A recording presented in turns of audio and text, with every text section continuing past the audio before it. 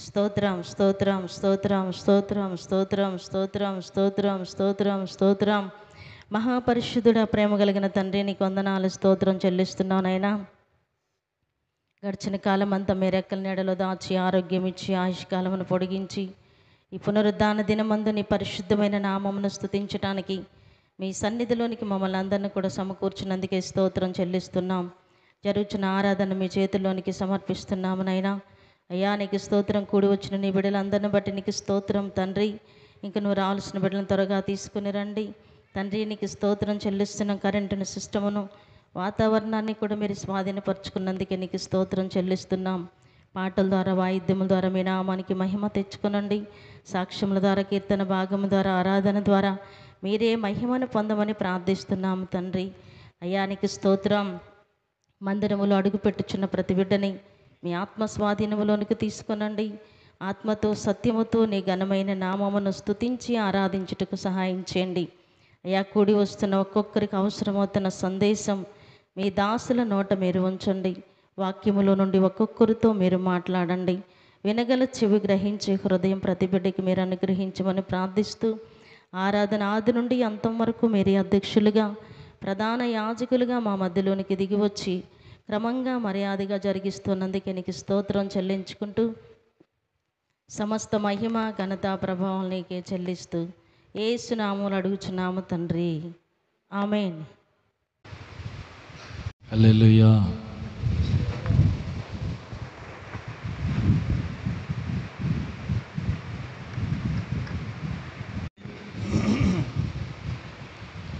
ఆదివారం పొద్దున్నే 9:57 కృష్ణానది ఒడ్డున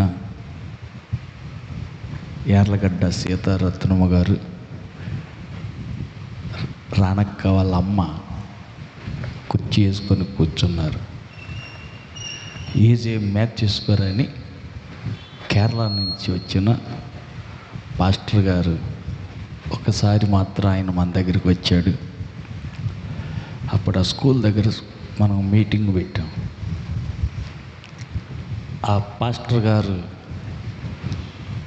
కృష్ణా నదిలో భవానీపురం, విద్యాధారపురం వెళ్ళేటప్పుడు ఇటు కనకదుర్గమ్మ గుడి, అటు పక్కేమో కృష్ణా నది. ఆ ఒడ్డునే బాప్తిస్మం ఇవ్వటం జరిగింది. హల్లెలూయా. ఖచ్చితంగా ఇదే రోజు. అప్పుడు ఆదివారం వచ్చింది. తెల్లారి 9:57 పాత మనిషి చనిపోయాడు. సమాధి చేసిన దానికి గుర్తుగా నీటిలో ముంచారు, మరలా పైకి లేపారు. నూతన సృష్టిగా లేపి బయటికి తీసుకొచ్చారు. ఇప్పుడు నువ్వు రక్షణ పొందావు అని చెప్పారు. ఆమేన్. ఆ రక్షణ ఆనందం ఇప్పటిదాకా దేవుడు కాపాడుతూ ఒక్కొక్క సంవత్సరం రక్షించబడి ఇప్పటికి 38 సంవత్సరాలు గడిచిపోయింది. ఆమేన్. నేను యేసయ్యని నమ్ముకొని యేసు బిడ్డగా మారి 38 ఏళ్ళు అయింది. ఈరోజు బాప్తిసం పొందిన రోజు. హల్లెలూయా, హల్లెలూయా. కాబట్టి ఈ 38 సంవత్సరాలలో ఈనాడు ఒంటరిగా ఆయన విడిచిపెట్టల. హల్లెలూయా. ఏకాకిని కాదు, అనాదిని కాదు, దిక్కులేనోడిని కాదు. హల్లెలూయా. నేను ఒంటరిని కాను. ఎందుకని? రక్షణ పొందాను కదా, యేసయ్యని నమ్ముకున్నాను కదా. ఆయన విడిచిపెట్టల, ఎనికిడితే ఉన్నాడు. ఆయన వెంట ఉంటూనే, ఆయన చేయి పట్టి నడుపుతానే ఇంతకాలం నడిపించాడు. హల్లెలూయా. ఆయన ఉన్నాడు గనకే నేను బతికి ఉన్నా. ఆయన చెయ్యి విడిచిపెడితే ఎప్పుడో మట్టిలో కలిసిపోయేవాడిని. హల్లెలూయా. 87లో ఏప్రిల్ 26న బాప్తిసం తీసుకున్నా. 97 జూలై 21వ తారీఖున 97 అంటే 10 ఏళ్ళు, కరెక్ట్గా 10 సంవత్సరాల తర్వాత మధ్యప్రదేశ్లో బైబిల్ కాలేజీలో ట్రైనింగ్ అని వెళ్ళా. జూలై 21న కాలేజీలో చేరి చదువుతాం స్టార్ట్ చేశా. తర్వాత సెప్టెంబర్ 3వ తారీఖున దాడి. ఇక్కడికి ఎందుకు వచ్చావు నువ్వు? బైబిల్ కాలేజీకని నువ్వు ఎందుకు వచ్చావు? హల్లెలూయా. పోరాటం. ఎందుకు నువ్వు బైబిల్ ట్రైనింగ్కి వెళ్ళావు? ఎట్టన్నా కానీ చంపేస్తానని చెప్పి పోరాటం. మనుషులు కాదు, డైరెక్ట్గా సైతానే పోరాడుతుంది. హల్లెలూయా. మనకి శత్రువులు మనుషులు ఎవరు లేరు, సైతానే కదా. వాడికి తెలుసు శిరస్సును నా యేసు ప్రభు సిలువలో త్రొక్కి సితక పొడిచాడు, ఉన్న తోకాయ శాస్త్రాలన్నీ తొక్కేస్తాడు, ఈ మనిషిని ఇక్కడే కాజేస్తే బాగుండని పోరాటం మొదలుపెట్టింది. పోరాడుతుంది, అవకాశం కోసం ఎదురు చూస్తూ ఉంది. ఎక్కడ దొరకటల్లా. వెంట ఉన్న దేవుడు కాపాడుతూనే ఉన్నాడు. హల్లెలూయా. సెప్టెంబర్ 3వ తారీఖున ఉదయం 8 గంటలకి టిఫిన్ చేశాను, పళ్ళెం కడుక్కున్నాను. క్లాస్కి వెళ్ళే టైం అయింది. తొందర పళ్ళెం తీసుకొని పై అంతస్తులో 3వ అంతస్తులో పెట్టికాడ నా ప్లేటు పెట్టి వద్దామని పైకి వెళ్ళిపోతున్నా. ప్లేటు కడుక్కొని వెనక్కి తిరిగాను, నా కాలు టమాటా తొక్క మీద పడింది. జారిపోయి మెట్టు మీద నా తల తగిలింది. తల మీద పడిపోయా, తల పగిలింది. నేను ఎక్కడున్నానో ఏమో నాకు తెలియలే, స్పృహ తప్పిపోయింది. కళ్ళు తెరిచి చూస్తే నాకు స్పృహ వచ్చింది. ఎప్పుడంటే మరుసటి రోజుకి, ఇవాళ రోజున ఉదయం 8ంటికి పడ్డా, రేపటి రోజున ఉదయం 10 గంటలకి స్పృహ వచ్చింది. అప్పటిదాకా నేను ఎక్కడున్నానో ఏం చేస్తుంది నాకేం తెలియదు. సత్యానా బతికానా నాకే తెలియదు. కళ్ళు తెరిచేసరికి నా పక్కన రాజారావు అని గుడివాడ దగ్గర కుతరవల్లి కుర్రోడు ఉన్నాడు. కళ్ళు తెరిచేసరికి నా చేతికి సెలైన్ గట్టి ఉంది. హాస్పిటల్లో ఉన్నా. మెలకు వచ్చి నాకు చూస్తే రాజారావు అన్న ఈ అబ్బాయి ఎక్కడున్నాడు, ఆ పక్కన బారుకు బెడ్లు ఉన్నాయి. ఇదేంది హాస్పిటల్ లాగా ఉంది. రాజా, ఆసుపత్రికి నన్ను ఎందుకు తీసుకొచ్చారు? నేను మెడిసిన్ వాడినా కదా అంటే, ఏం లేదులే కంగారు పడు, మాకు పడ్డావు, తలకు దెబ్బ తగిలింది అందుకని తీసుకొచ్చావు అంటే, ఎక్కడ తగిలిందని ఎట్టనేసరికి వెనకాల గురిగారు, గుండ్రంగా గుండు చేశారు. కొద్దిగా గాయమైనంత లెక్క గుండ్రం గురిగారు. కుట్లు వేసారు, 3 కుట్లు పడ్డాయి. అరే ఎప్పుడు తగిలింది ఎక్కడ అనుకుంటున్నా. ప్లేట్లు కడిగే దగ్గర 2వ అంతస్తు బిల్డింగ్లో ఆ డైనింగ్ హాల్ ఎదురుగా పడ్డావు, తల పగిలింది, 3 కుట్లు వేసారు, సెలైన్ మాత్రమే ఎక్కాయి, నీకే మెడిసిన్ వాడలా. భోపాల్ నుంచి 2 డాక్టర్ల స్పెషలిస్ట్ని తీసుకొచ్చారు, పరీక్షలన్నీ చేయించారు, జబ్బేం లేదు కానీ బలహీనంగా ఉన్నాడు, కోడిగుడ్డు, పాలు, మాంసం, మటన్, చికెన్ పెట్టండి, బలం వస్తుంది అని చెప్పారు అన్న. హల్లెలూయా. మందులేమీ లేదు. నిన్న ఉదయం 8 నుంచి ఇప్పటిదాకా 15 సెలైన్లు నీ బాడీలోకి ఎక్కాయి, ఏ మందు ఎక్కలే అని చెప్పారు. హల్లెలూయా. మందు నీకు ఎక్కటం దేవుడికి ఇష్టం లేదేమో. 3 నర్సులు వచ్చారు. ఒక నర్సు మా దగ్గర ఆ చర్చి అక్కడ బైబిల్ కాలేజ్ చర్చికి వచ్చే విశ్వాసి ఒక పెద్ద 55 ఏళ్ళు అలా ఉంటుంది. అమ్మతో పాటు ఇంకొక 2 సిస్టర్లు మొత్తం 3 వచ్చారంట. అప్పుడు ఆ అబ్బాయి చెప్పాడు, అదా నీకు స్పృహ వచ్చిన తీరు చూస్తే మాకు ఆశ్చర్యం వేసింది. ఏంటి అంటే 3 నర్సులు వచ్చారు కదా, పలానా ఆంటీ ఉందిగా మనకు చర్చికి వస్తుంది. అవును, మిగతా 2 సిస్టర్లు వచ్చారు, 3 వచ్చారు.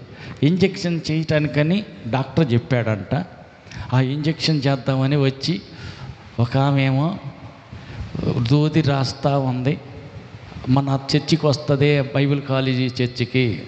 ఆ ఆంటీ ఏమో ఇంజెక్షన్ సూది మందు లోడ్ చేసింది, పొడతానికి రెడీగా ఉంది. దగ్గరకు వచ్చేసరికి వెంటనే ఆత్మతో నింపబడ్డావు, అన్య భాషలతో మాట్లాడటం మొదలెట్టావు. ఇల్లికలుగా మంచం మీద పడుకొని 1/2 అడుగు కంటే ఎక్కువగా దాదాపు 1 అడుగు భాగం వరకు బాడీ మొత్తం పైకి లేచి జంపిస్తుంది. ఎగిరిగిరి పడతా భాషలు మాట్లాడుతున్నావు. సూది దగ్గరికి వచ్చింది, పొడవ తలికి నువ్వు చేయి జాడిచ్చేసరికి 2 చేతులు ఎగిరి పడేటప్పుడు నీ ఒంటికి సూది తగిలింది, అది వంకపోయింది. ఆ సూది ఇంజెక్షన్ వంకపోయింది. సూది ఆయన మందు కూడా నీకు ఎక్కనే లేదు. నువ్వు ఎగిరిపడి గోలగోలగా అన్య భాషలతో మాట్లాడావు. వాళ్ళు అనుకున్న మాట ఏంటంటే, వాళ్ళల్లో అన్యురాలైన ఆ 2 చిన్న సిస్టర్లు ఉన్నారే, ఆదాంకి తలకు దెబ్బ తగిలింది కాబట్టి మెంటల్ వచ్చింది. అది హిందీ కాదు, ఇంగ్లీషు కాదు, ఏందేందో భాషలు మాట్లాడుతున్నాడు అని పోయి డాక్టర్కి చెప్పింది. ఆ డాక్టర్ వార్డెన్ ఫోన్ చేశాడు. ఆ వార్డెన్ పోయి కాలేజీ ఫౌండర్గా చెప్పాడు. పోయి డాక్టర్గా, అయ్యగారు అప్పచ్చన్ అంటారు, పెద్దయ్య అనేదానికి గుర్తుగా అయ్యా అని మన గౌరవంగా ఎట్ట అంటాం. పెద్ద ఆయన్ని వాళ్ళు, మనమైతే నాయన పెద్ద ఆయన అని అంటాం, వాళ్ళు ఏమో అప్పచ్చన్ అంటారు, అంటే పెద్ద ఆయన. అప్పచ్చన్ గారు, ఆదాంకి మెంటలు వచ్చిందంట. ఏయ్, ఎవరికి చెప్పింది? ఆ అబ్బాయికి మెంటలు ఎందుకు వచ్చుద్ది? దేవుడు నాతో చెప్పాడు, బ్రతికిస్తాను, నా సేవలో వాడుకుంటాను అని. ఎందుకంటే నేను, నా వయసు అయిపోయింది, 84 ఏళ్ళ వయసు వచ్చింది, ముసలోడిని అయిపోయా. ఈ పిల్లోడు కానీ చచ్చిపోతే ఇప్పటికి 42 బ్యాచీలు పంపించా. 3 ఏళ్ళకి ఒక బ్యాచ్ ట్రైనింగ్ అయిపోయి కాలేజీ నుంచి, బైబిల్ కాలేజీ నుంచి ట్రైనింగ్ ముగించుకొని వెళ్ళిపోతారు. వెళ్ళిపోయి ఫీల్డ్లో సేవకులుగా, పాస్టర్లుగా ఉండి సేవ చేస్తూ ఉంటారు. ఇప్పటికీ ఎప్పుడు జరగని సంగతి, 26 గంటలు గడిచింది ఈ అబ్బాయికి, ఇంకా స్పృహలోకి రాలేదు అని నేను విన్న వెంటనే నేను ఉపవాసం ఉండి 84 ఏళ్ళ వయసులో ఏమి తినకుండా రాత్రంతా తెల్లార్జులు ప్రార్థన చేసి ఆదాం కోసం, ఏ కీడు జరగకూడదు, బ్రతికి బాగుండి సేవ చేయాలి ఆ పిల్లోడని రాత్రంతా నేను ప్రార్థనలో ఉన్నా. దేవుడు నాకుతో చెప్పాడు, బ్రతికిచ్చి నేను సేవలో వాడుకుంటాను అని. హల్లెలూయా. బతికెత్తానని దేవుడు చెబితే మెంటల్ వచ్చిందని ఎవడు నీకు చెప్పిందే? కాదు సార్, డాక్టర్ గారు. ఏ డాక్టర్ నీకు చెప్పినోడు? పలానా డాక్టర్. ఏది, ఫోన్ చేయి. ఫోన్ చేశారు. నర్సు గారు ఇంజెక్షన్ చేస్తుంటే అబ్బాయి పిచ్చి పిచ్చిగా మాట్లాడాడంటండి, అందుకని ఆమెకి డౌట్ వచ్చి పిచ్చిగా మాట్లాడుతున్నారు, హిందీ కాదంట, ఇంగ్లీష్ కాదంట, అందుకని మెంటల్ వచ్చింది అనుకొని. అంటే అరమకండరు మూసుకో. దేవుడితోటి మాట్లాడుతున్నాడు, భాషతో మాట్లాడువాడు మనుషులతో కాదు. కానీ దేవుడితో అబ్బాయి మాట్లాడుతుంటే వీళ్ళకేమైంది, మీకు మెంటల్ అని ఎవడు చెప్పాడు నీకు? అరమకండ్ పటేల్ కార్ది బయటికి అన్నాడు. కారు డ్రైవర్ పేరు పటేల్. కారు డ్రైవర్ కారు బయట పెడితే ఆ వయసులో ఆయన నేరుగా రెడీ అయిపోయి హాస్పిటల్కి వచ్చాడు. వచ్చాక నేను లేచి కూర్చున్నా. వందనాలు అయ్యగారు అంటే, వందనాలు ఆదాం, బాగున్నావని తల మీద చేయి పెట్టి చూసి భుజం తట్టి, నీకేం కాల? కాదు సార్, మెడిసిన్ వాడను, నీకు తెలుసుగా. అవును నాన్న, అవును నాకు తెలిసిన విషయమే, నువ్వు మందులు వాడవు, ఇంతవరకు ఏ మెడిసిన్ ఒంట్లోకి ఎక్కల, మెడిసిన్ ఎక్కించమని డాక్టర్ చెప్పాడంట. ఆ ఇంజెక్షన్ చేస్తానికి వచ్చేసరికి నువ్వు స్పృహలోకి వచ్చావు అంటే స్పృహ ఇచ్చిన దేవుడు 5 నిమిషాల ముందే ఇయ్యొచ్చుగా. పోని ఇంజెక్షన్ చేసిన తర్వాత 10 నిమిషాలు, పావు గంట తర్వాత స్పృహ ఇయ్యొచ్చుగా దేవుడు. లేదు, కరెక్ట్గా ఆ టయానికి స్పృహ ఇచ్చాడు. అన్కాన్షియస్లో నుంచి నువ్వు కాన్షియస్లోకి వచ్చావంటే నీ తెలివితేటల్లోనికి చచ్చావో బతికావో ఎరగని స్థితిలో నుంచి తిరిగి మరలా స్పృహలోకి వచ్చావంటే అర్థం దేవునికి ఇష్టం లేదు. మెడిసిన్, మందు నీ ఒంట్లోకి ఎక్కటం ఆయనకి ఇష్టం లేదు. అందుకే ఆ సమయానికి కరెక్ట్గా నీకు స్పృహ ఇచ్చాడు. ఏ మెడిసిన్ ఎక్కలేదు, నువ్వేం కంగారు పడద్దు. 15 సెలైన్ మాత్రమే నీ ఒంట్లోకి ఎక్కాయి. నేను డాక్టర్ గారితో మాట్లాడతాను, డిశ్చార్జ్ చేస్తాను, హాస్టల్ రూమ్కి పంపిస్తాం, ఒక 2 వారాలు రెస్ట్ తీసుకో అన్నారు. సరే అయ్యగారు అన్న. ఆ సెలైన్ తీసేసారు, డిశ్చార్జ్ చేసేసి రూమ్కి పంపించారు. రూమ్లో వెళ్ళి పండుకున్నా, రెస్ట్లో ఉన్నా. తోటి వాళ్ళంతా కాలేజీకి వెళ్తున్నారు, నేను రూమ్లో కూర్చున్నా, ప్రార్థన చేస్తూ ఉన్నా. హల్లెలూయా. ప్రార్థనలో గడుపుతూ ఉన్నా. ప్రార్థన చేస్తూ పాల్ యాంగిచో గారు బుక్స్ బాగా చదువుతా. ఆయన అంటే నాకు బాగా ఇష్టం. ఆయన పుస్తకాల్లో చదివి అందులో అడ్రస్ పట్టుకున్నా. ఆయనకు దక్షిణ కొరియాకి పాల్ యాంగిచో గారికి ఉత్తరం రాశా. అయ్యా ప్రార్థన చేయండి, నాకు ఇట్లా తలకు దెబ్బ తగిలింది. హల్లెలూయా, హల్లెలూయా. పాల్ యాంగిచో గారికి ఉత్తరం రాశా. 1, తలకు దెబ్బ తగిలింది, తగ్గి బాగుండి సేవకి వెళ్ళాలా. 2, అన్న మారాల, మా అన్న రక్షింపబడాల, అన్న మారాల, రక్షణ పొందాలి అని ప్రార్థన చేశా. ఉత్తరం రాసి పాల్ యాంగిచో గారు రిప్లై ఇచ్చాడు, ఈ 2 జరుగుతాయని. హల్లెలూయా. నీకేం కాదు, తగ్గిపోతాయి, నువ్వు సేవ చేస్తావు, మీ అన్న రక్షణ పొందుతాడు అన్నారు. హల్లెలూయా. అన్న చచ్చిపోయాడుగా, రక్షణ పొందలేదుగా. లేదు, చివరి దశకు వచ్చిన తర్వాత నాకే ఆశ్చర్యమైంది. అప్పటిదాకా అక్కడే ఉన్నాడు, ఆఖరి గడికి వచ్చేసరికి అదే చివరి తను మరణించే టైం కాబోలు నన్ను చిన్నోడి దగ్గర తీసుకెళ్ళండి అన్నాడు. ఆ ఇంటికాడ నుంచి పిల్లలు తీసుకొచ్చి ఇక్కడ రూమ్లో వేశారు. ఆ రాత్రి సింగరకొండపాలెంలో కూటం, ఆదివారం పగల ప్రార్థన అయిపోయింది. రాత్రికి సింగరకొండపాలెంలో కూటం పెడతాను కానీ వెళ్తున్నాం. అన్న ఇంటికాడే జాగ్రత్తగా ఉండు, మేము వస్తాం, కోటాన్ని చూసుకొని తొందర చేసి వస్తామని చెప్పా. సరేనయ్యా జాగ్రత్తగా పోయిరండి అన్నాడు. కన్నీరు కార్చాడు, ఆ రాత్రి ఏడ్చాడు, పశ్చాత్తాపడ్డాడు. తన తప్పిదాలన్నీ ప్రభు దగ్గర ఒప్పుకున్నాడు. బాప్తిసం తీసుకోలేదు. చివరికి జరిగింది ఏంటంటే, మేము వచ్చేసరికి తనకు కట్టినటువంటి డయాలసిస్ చేస్తానికి వేసినటువంటి ఆ ఛానల్ ఊడిపోయింది. రక్త నాళం కనెక్షన్ తప్పిపోయింది కాబట్టి బ్లడ్ అంతా కారిపోయింది, ఒంట్లో రక్తం అంతా కారిపోయింది. మీ కోట ముగించుకుని వచ్చేసరికి లోపల మంచం కిందంతా బ్లడ్డే. అప్పటికి 2-3 రోజుల పాటు హాస్పిటల్లో ఉంది కనుక ఆమె నిద్రపోతూ ఉంది. మేము వచ్చి లేపేదాకా మెలకులేదు. తీరా చూస్తే రక్తం. అయ్యయ్యో హాస్పిటల్ తీసుకెళ్ళండి నేను ఎక్కిస్తే బ్లడ్ అంతా పోయింది కాబట్టి ప్రాణం విడిచాడు. ఆఖరి చివరి గంటల్లో కన్నీరు కార్చాడు, పశ్చాత్తాపడ్డాడు. ఆయన ఆత్మను దేవుడు రక్షించాడని నమ్ముతున్నా. ఆమేన్. పాల్ యాంగిచో గారు రాసిన ఉత్తరంలో ఈ 2 మాటలు ఉన్నాయి. దీన్ని దేవుడు స్వస్థపరుస్తాడు, వాడుకుంటాడు, మీ అన్న రక్షింపబడతాడు. చివరి క్షణంలో రక్షణ పొంది ఆయన దేవునికి దగ్గరికి చేరిపోయాడు. హల్లెలూయా. ఇదంతా ఎందుకు అని అంటే, అవును, పోరాటం, సాతాను డైరెక్ట్గా పోరాటం చేసింది, అక్కడే మొదట్లోనే తుంపేయాలని. హల్లెలూయా. బాలుడుగా ఉన్నప్పుడే మోషేని నలిపేయాలని చూసింది. 2 ఏళ్లలోపు పిల్లలందరినీ చంపేయించింది, కానీ మోషేని మాత్రం చంపేయటం సాతాను వల్ల కాల. హల్లెలూయా.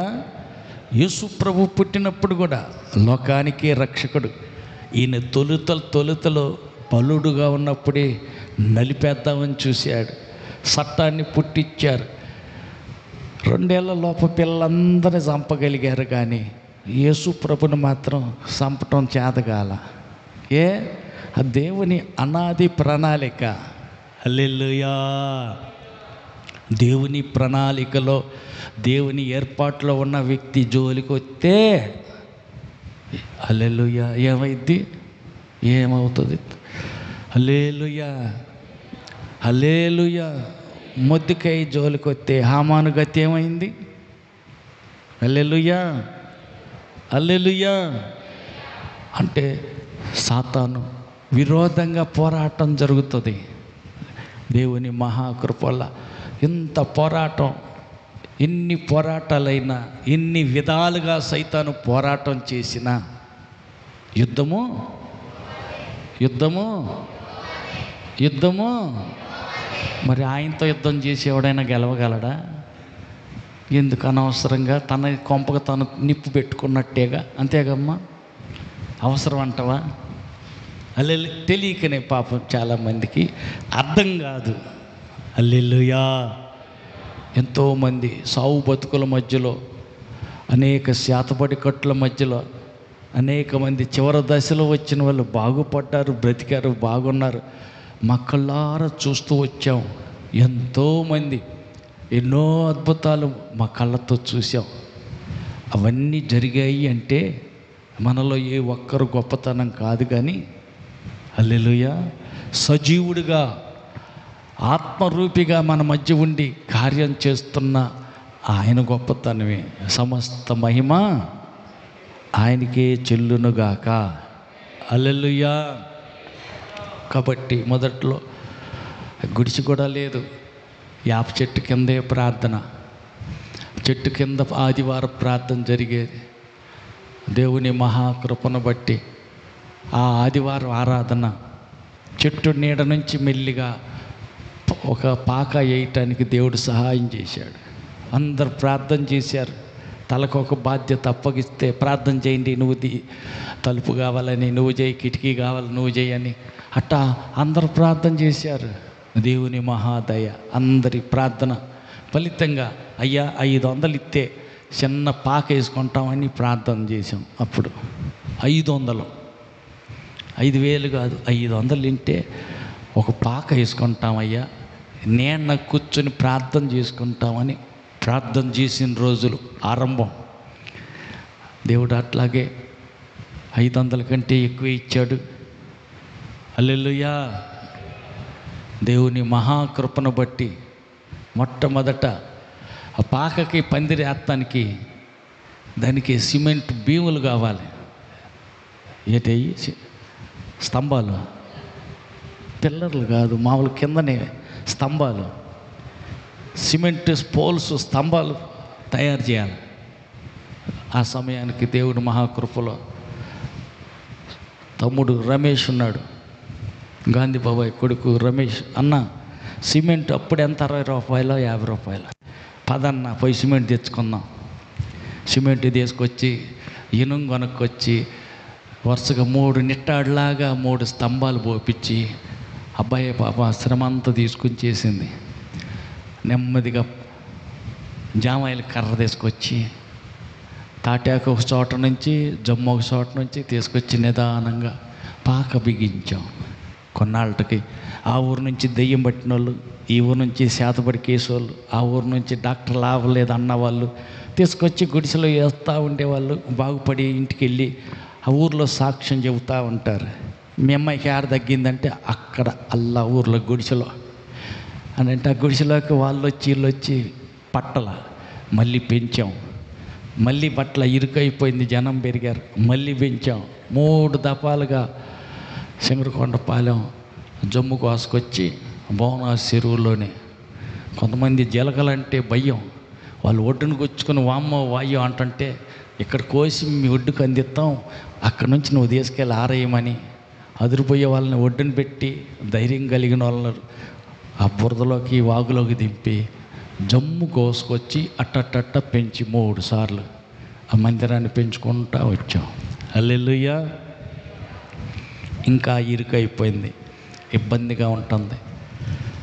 కొంతమంది పిల్లల్ని తీసుకుని వచ్చి, అన్న ఈ రాత్రి ఇక్కడ మందిరంలో నిద్ర చేద్దాం అనుకున్నాం, ఏడన్నా ఖాళీ ఉంటే పొనుకోయ్యా అంటే ఏం చేస్తాం, లేదన్నా అంత ఫుల్లే, పొరపాటున వాన వస్తే మా పరిస్థితి ఇబ్బందిగా ఉంటుంది. సరే ఎట్టకట్ట ఇంటికి వెళ్ళి రేపు ఆదివారం తెల్లారి ప్రార్థన రమ్మంటే వెళ్ళారు. ఇబ్బంది పడతా ఉండేది. దేవుని కృప, యేసయ్య మహాదయను బట్టి, ఆయన తోడున్నాడు కాబట్టే పాక తీసాం, టెంట్ తెచ్చాం, టెంట్ బిగించాం.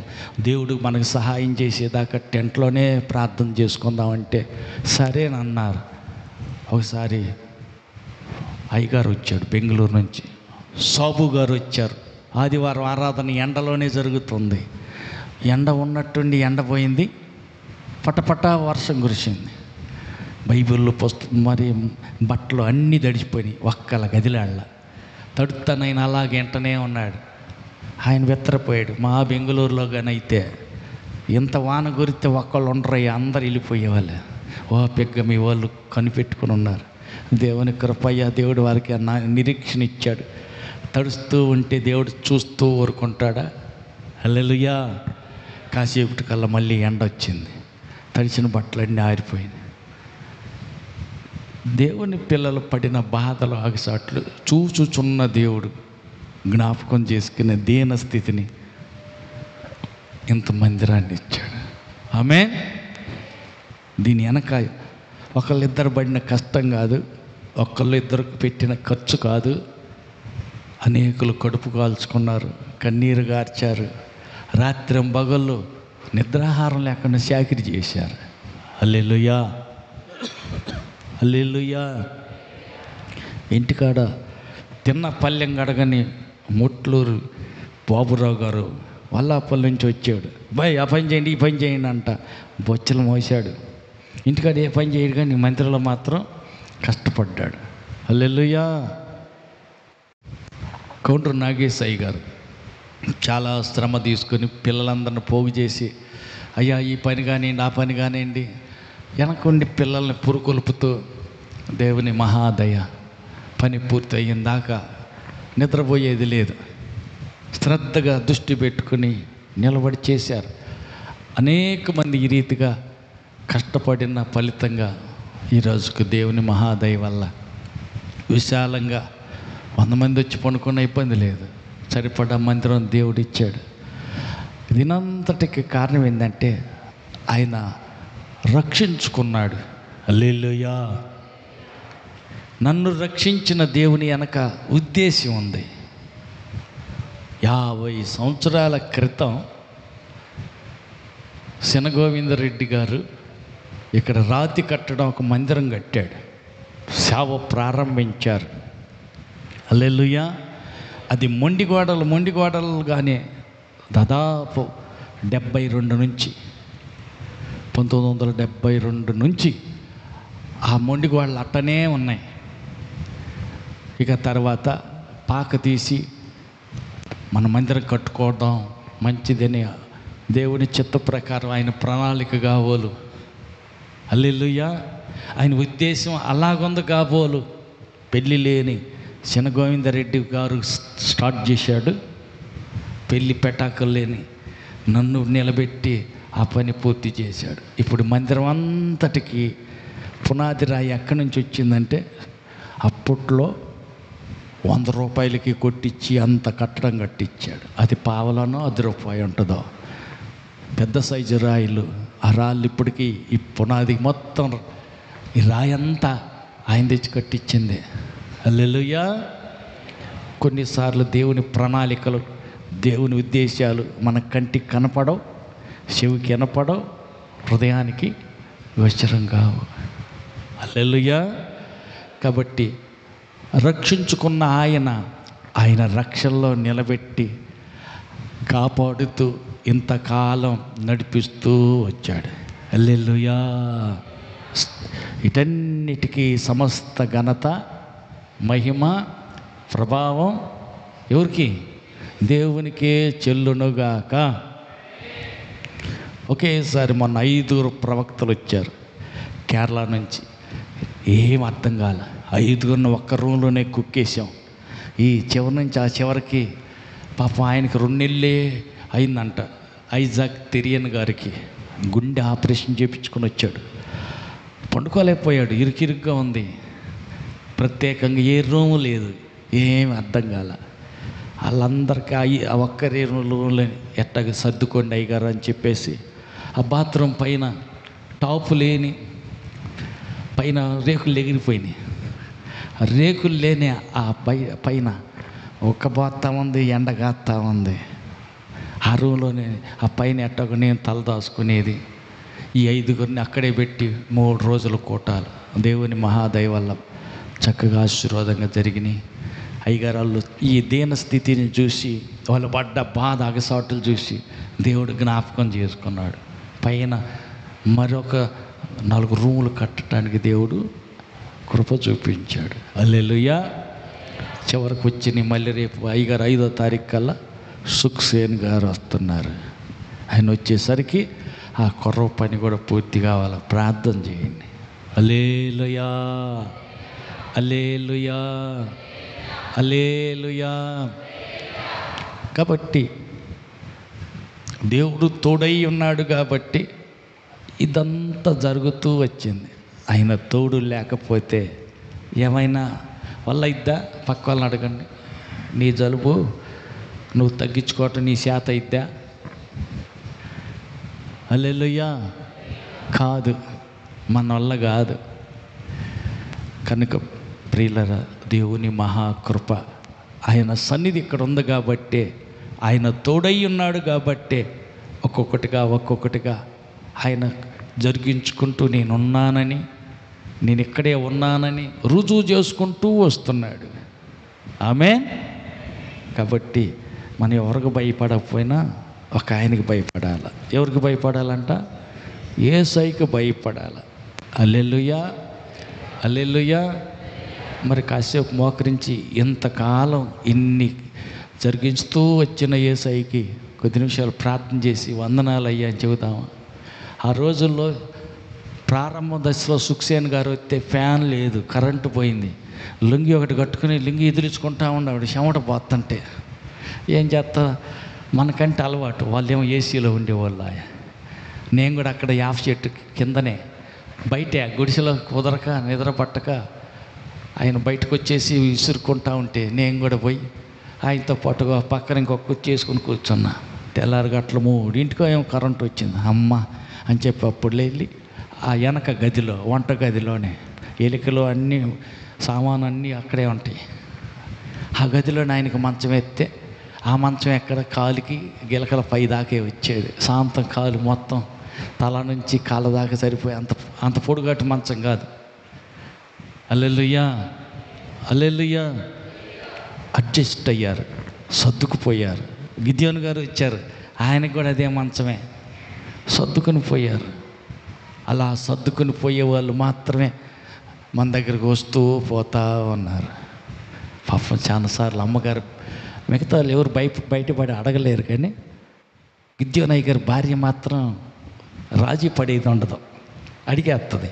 ఏం బ్రదరు, లెటర్లోకి పోయి కడుక్కోవాలా? చెయ్యి ఏదన్నా అన్నం తిన్నా చెయ్యి ఏదన్నా కడుక్కోవటానికి ఇక్కడ సింకు వాష్ బేసిన్ అన్న పెట్టచ్చుగా, వాష్ బేసిన్ పైన కొంచెం మూతి ముక్కు చూసుకోవటానికి ఒక అద్దం అన్న పెట్టచ్చుగా అని నేను అడిగేది. పాపం అమ్మ, దేవుడి చిత్తం అయితే, దేవుడు ఆశీర్వదిస్తే ఈసారి వచ్చేటప్పుడు పెడతాలేమ్మా, బిగిస్తాలేమ్మా అనేది. ఇంతవరకు అది అవ్వలా. హల్లెలూయా. దేవుడు ఎత్తాడులేమ్మా, పర్లేదు, ఒక్కొక్కటి ఒకేసారి డాముని అన్నీ అవ్వవు కదా. దేవుడు ఇచ్చే కొద్దీ, మన చేతికి ఇచ్చే కొద్దీ అన్నీ చూసుకుంటూ పోవాలిగా. హల్లెలూయా, హల్లెలూయా. అయినప్పటికీ దేవుని మహాదయ, ఆయన మహాకృప ఇంతవరకు కాచి భద్రపరిచి మన అవసరాలన్నీ ఒక్కొక్కటి తీర్చుకుంటూ ఉంది. హల్లెలూయా. ఈ రాయి తలకైతే మోకరిస్తే అక్కడికక్కడికి మ్యాప్లు పడేవి, మోకాళ్ళ కింద గుచ్చుకుని పోయే అల్లాడేది. ఒక కాలు కింద సదరంగా దొరికిందంటే ఇంకో కాలు కింద గుంట మెట్టగా ఉండేది. అలాంటి పరిస్థితి అన్నీ సహించారు, అన్నీ ఓర్చుకున్నారు. ఒకరోజు కారం ఎక్కువైంది సాంబార్లో, ఒకరోజు సాంబార్ కూడా ఉండదు, ఒట్టి పచ్చడే, ఒక్కోసారి ఒట్టి సాంబారే, ఒక్కోసారి ముద్ద చేసేస్తారు వంటోళ్ళు. ఈ వంట మాస్టర్లు ఒక్కోసారి ఏం చేస్తారు, బియ్యం ఇతులుగా వండుతారు. అన్నీ సహించుకొని అట్టనే తినిపోయారే కానీ కొనుక్కుంటూ ఎవరు వాళ్ళ. హల్లెలూయా. కాబట్టి ఈ అన్ని కష్టాల్లో, శ్రమల్లో, బాధల్లో, లోటులో, అన్ని పరిస్థితుల్లో దేవుడు తోడై ఉన్నాడు. ఆమేన్. ఇంతకాలం కాపాడి ప్రతిదీ దేవుడు దయచేస్తూ వచ్చాడు. హల్లెలూయా. ఏ టయానికి ఏం కావాలో ఆ టయానికి ఆయనే సమకూర్చి ఆయనే ఇస్తూ వచ్చాడు. హల్లెలూయా. హల్లెలూయా. మనమేం చాలా డబ్బులు ఉండి సరదాగా తిరగటానికి కానీ మనం ఏం కారు కొన్నది కాదు. ఇప్పటికీ కారు తోలుతా నాకు చేత కాదు. వద్దు నాయనా అని అంటే ఇళ్ళ పిల్లలందరూ కలిసి వద్దన్న. కరోనా టైం ఎక్కడికంటే అక్కడికి పోతున్నాం. ఎవరు నెత్తనంటే వాళ్ళ నెత్తిని చేయబెట్టి ప్రార్థన చేస్తాం. పొరపాటున అది నీకు తగులుకుందనుకో, నువ్వు పోతే మగతేంది కాదు. కారు కావాలి, ఇది జల్సా కోసం కాదు, కానీ నీకు ఇది అవసరం, కారు ఉండాలని విశ్వాసులందరూ కలిసి తల కత్తేసి కారు తీశారు. ఈ ఏళ్ళ కూడా ఇటన్నా దూరం పోవాలంటే కారు తీయాలి. మరి ఇంతలో ఎండకైనా కారు పోవాలంటే నాకు చేత కాదు. ఎట్ట ఎవరో ఒకరిని, అయ్యా ఖాళీగా ఉందా, వస్తావా? వస్తాను కానీ అన్న మా ఆడవాళ్ళు పర్మిషన్ తీసుకోవాలా. అవునా, సరే పర్మిషన్ అడుగు. కుదరదు అంటున్నారన్నా. సరే ఇలాట్టయితే ఇంకొకరు ఫోన్ చేస్తాలే. హల్లెలూయా. కొంతమంది ఎన్ని పనులు నడపడేసి వస్తారు. వచ్చినందుకు ఎవరు నష్టపోవాలా, ఆశీర్వాదంగానే ఉన్నారు. కొన్నాళ్ళ పాటు సుబ్బారావు వచ్చాడు. కొన్నాళ్ళకి మన కారు తోలి డ్రైవర్గా వచ్చి ఉన్న కారణంగా దేవుడు ఆశీర్వదించి సొంత కారే ఇచ్చాడు. ఇప్పుడు కారు కొనుక్కొని అద్దెకి తిప్పుకుంటా బాడుగులకు వెళ్తా సంతోషంగా సాగిపోతాను. అట్ట దేవుని కోసం అని ఖర్చు పెట్టారు ఎంతోమంది. దేవుని పనికని కష్టం చేశారు. ఎవరూ నష్టపోవాలా. హల్లెలూయా. హల్లెలూయా. కాబట్టి ఇంతకాలంగా మేలు చేసిన దేవుణ్ణి మర్చిపోకూడదు, కాపాడిన దేవుణ్ణి మర్చిపోకూడదు, సహాయం చేసిన దేవుణ్ణి, ఆపదలు తప్పించిన దేవుణ్ణి, అన్ని పరిస్థితులు తోడుగా నిలబడ్డ దేవుణ్ణి మర్చిపోకూడదు. మరి ఏం చేద్దాం?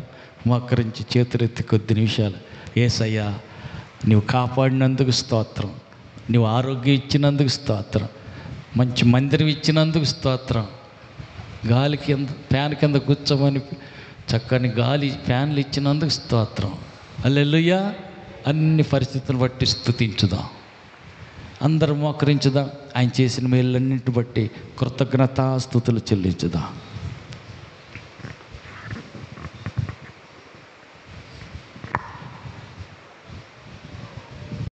నీతి సూర్యుడానికి స్తోత్రాలు, నమ్మదగిన దేవానికి స్తోత్రాలు, స్తోత్రాలు, స్తోత్రాలు, స్తోత్రాలు, స్తోత్రాలు, స్తోత్రాలు. అయ్యా దయతో నీ బిడ్డల ఒక్కొక్కరిని జ్ఞాపకం చేసుకునండి తండ్రి. దీన స్థితిలో నుంచి నీ బిడ్డలను లేవనెత్తండి.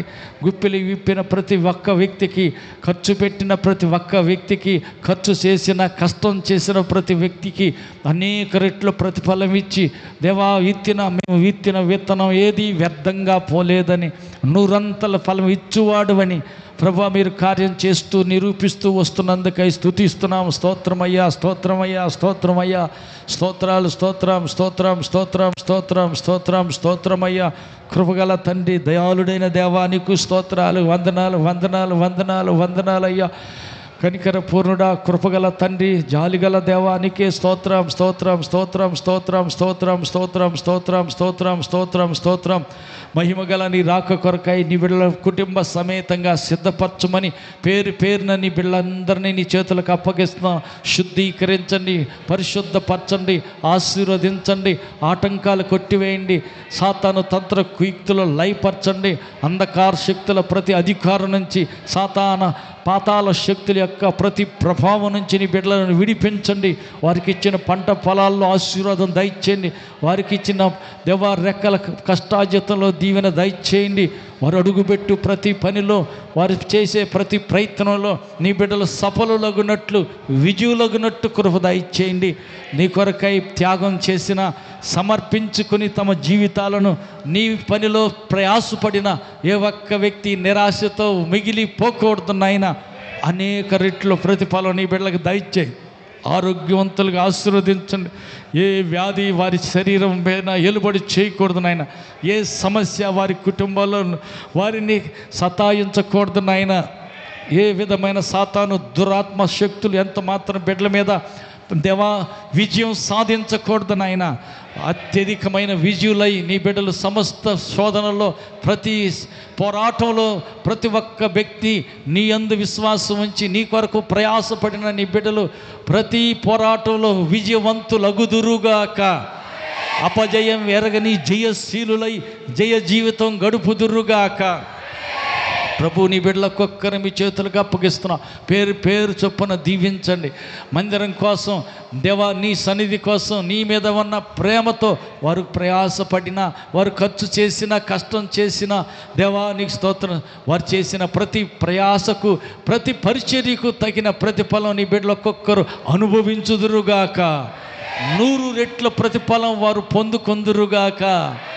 వారు వేసేటువంటి పాడి పశువుల్లో ఫలితం చూసుదురుగాక. పంట పొలాల్లో బిడ్డలు దీవెన అనుభవించుదురుగాక. పిల్లల చదువులో ప్రతిఫలాన్ని పొందుకొందురుగాక. ప్రభు వారి ప్రతి ప్రయాణాల్లో నీ సన్నిధి, నీ దోత కాపుదల నీ బిడ్డలకు అనుగ్రహించబడుదురుగాక. కృపతో బిడ్డలకొక్కరిని జ్ఞాపకం చేసుకోనండి. ఇంతవరకు నీ సన్నిధిలో ప్రార్థించిన ప్రతి ఒక్క వ్యక్తిని దీవించండి, అభిషేకించండి. మహిమ గల మీ రాక కొరకై నీ బిడ్డలందరినీ సిద్ధపరచమని, ఇంతవరకు చేసిన ప్రతి మేలుకై స్తుతిస్తూ నీ రాక కొరకు వారిలో ఏ ఒక్క వ్యక్తి దేవా సిద్ధపడక నరకానికి వెళ్ళకూడదు. ప్రతి ఒక్క వ్యక్తి వారి కుటుంబ సమేతంగా నీ సన్నిధిలో పరలోకంలో నిత్యానందాన్ని అనుభవించుదురుగాక. ఆ రీతిగా నీ బిడ్డలకొక్కరిని బలపరచుమని, అభిషేకించమని, మహిమగల రాకడ కొరకై కుటుంబ సమేతంగా బిడ్డలందరినీ సిద్ధపరిచి ఘనత, మహిమ, ప్రభావం మీరే పొందుకోమని మహిమతో మధ్యాకాశానికి రానున్న మా ప్రభు రక్షకుడైన యేసు నామములో వేడుకుంటున్నాము తండ్రి. ఆమేన్, ఆమేన్. పెట్టిన ప్రతి అంశానికి సమాధానం దయచేయండి. విశ్వాసంలో స్థిరపరచండి. మహిమగల రాకడ కొరకై సిద్ధపరచమని, ఏ వ్యాధి, ఏ బాధ, ఏ బలహీనత, ఏ శోధన, ఏ సమస్య బిడ్డల ఎదురుగా నిలవకూడదు. గొప్ప పర్వతమును ఎదిరించుటకు, జెరుబ్బాబెలును ఎదిరించుటకు, ఓ గొప్ప పర్వతమా నువ్వు ఏమాత్రపు దానివి, నీవు సదును భూమిగా మారుదువుగాక అని పలికిన రీతిగా ప్రభా నీ బిడ్డలకు విరోధంగా జెరుబ్బాబెలు వలె నీ అందు నమ్మిక ఉంచి నీ తట్టు చేతులెత్తే నీ బిడ్డలకు విరోధంగా నిలిచిన ప్రతి పర్వతం లాంటి సమస్యలు పటాపంచలైపోవునుగాక. నీ బిడ్డలకు వ్యతిరేకంగా నిలబడిన గొల్యాతులు కూలిపోదురుగాక. నీ బిడ్డల ఆత్మీయ జీవితంలో ముందుకు వెళ్ళకుండా అడ్డుగా వచ్చే అభ్యంతర గోడలు ఎరుకో గోడల కూలినట్టు సదును భూమి అయిపోవునుగాక. దేవా నీ బిడ్డలొక్కొక్కరు క్రీస్తు యేసుతో పెనవేసుకున్న సంబంధాన్ని కలిగి అడుగడుగు నీ ఆలోచన పొందుకొని నీ మాట చొప్పున నీకు విధేయత చూపుతూ నీ అడుగుజాడలో ముందుకు సాగి నీ కృపలో, నీ దయలో బిడ్డలు ఎదిగి వర్ధిల్లుదురుగాక. ప్రభు నీ బిడ్డలు నీ రాక వరకు విశ్వాసంలో స్థిరులై ప్రభువా నీకు స్తోత్రం, ఆత్మీయ జీవితంలో నిన్ను హత్తుకొని నీ కృపలో, నీ దయలో ఎదిగి వర్ధిల్లునట్లు కృప దైత్యమని మహిమగల రాకడ కొరకై బిడ్డలందరినీ సిద్ధపరచమని కోరుతూ ఘనత, మహిమ, ప్రభావాలు మీకే చెల్లిస్తూ మహిమతో మా అందరి కోసం రెండవ రాకడలో రాబోతున్న నజరేయుడైన యేసు నామములో ప్రార్థించి వేడుకుంటున్నాము తండ్రి. ఆమేన్. మన ప్రభువైన యేసుక్రీస్తు కృపయో, తండ్రి అయిన దేవుని ప్రేమయో, పరిశుద్ధాత్మని యొక్క అన్యోన్య సహవాసం కూడి వచ్చిన మనకును సర్వలోక పరిశుద్ధులందరికీ సదాకాలం తోడయండి నడిపించునుగాక. ఆమేన్. హల్లెలూయా, హల్లెలూయా, హల్లెలూయా. ఆమేన్. అందరికి వందనాలు.